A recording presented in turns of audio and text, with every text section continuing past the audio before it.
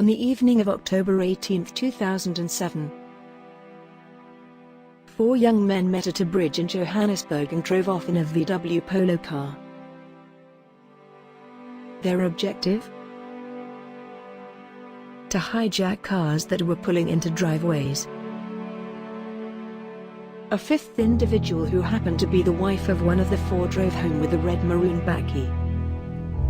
The individual were Sifoso Mlanga, Julius Hoa, Mbuti Mabe, and Thabo Marumping. The 5th individual who drove home was Mfo Marumping, wife of Thabo Marumping. After their search could not bear any fruit, they parked their Polo brand vehicle in a certain spot in Rosettenville and waited for what to do next. Suddenly, a Chrysler C300 drove up and stopped not far from them. At this time, Sifoso Mlanga and Julius Hoa stepped out of their VW Polo and pounced on the occupants of the Chrysler car. Mlanga fired 2 shots, while Hoa held the hands of the driver. The other 2 remained in the car, that was Thabo Marumping and Mbuti Mabe. The 2 left in the car heard the first gunshot going off, compelling Mbuti Mabe to instruct Thabo to go see what had happened. During this time, a second shot went off, with Sifoso Mlanga and Julius Hoa returning back to the Polo and instructing them to drive off. Out of fear of life and tension, the driver of the Chrysler tried to drive off, but he crashed his car on a tree and died on the spot. Inside the Chrysler was multi-award-winning, reggae superstar, and South African national, Lucky Dube, who had just arrived at his brother's house to drop off his children. The 4 individuals then returned to the home of Thabo and Mfo Marumping.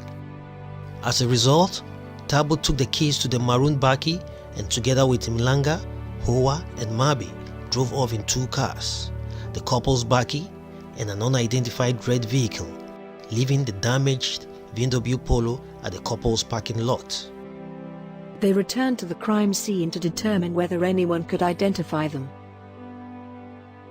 The maroon bakkie was earlier identified by a panel beater, a bodyworks repairer, as being at a meeting with Mabe 2 days after the Lucky Dube's murder.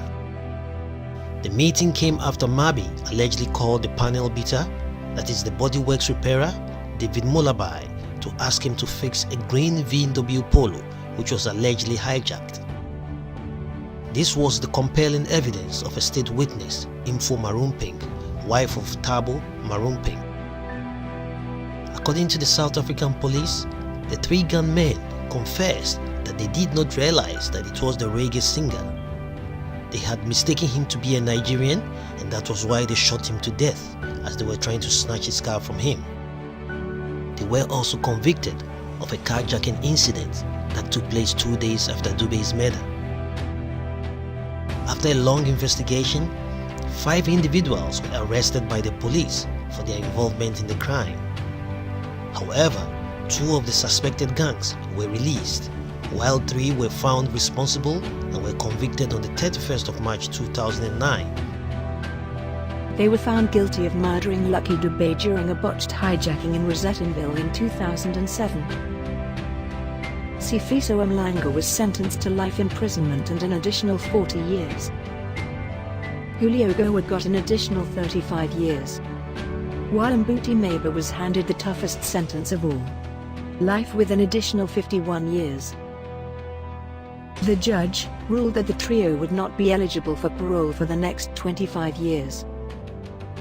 According to the judge, the evidence of Thabo Marumping collaborated with evidence of Lucky Dube's son, Thokozani Dube, the only witness at the scene. Charges against Thabo Marumping were withdrawn after he became a state witness. Sadly, 14 years after his death, South Africa is still embroiled in racism. A country full of greed, xenophobia and hate. Places like Cape Town, Port Elizabeth, Durban and other cities still have systematic segregation, where the rich live in the affluent northern suburbs. the poor struggle in disease-ridden shanties. In 2019, riots were still happening in Johannesburg and spreading to Durban, leading to the death of at least 7 people, mostly black migrants.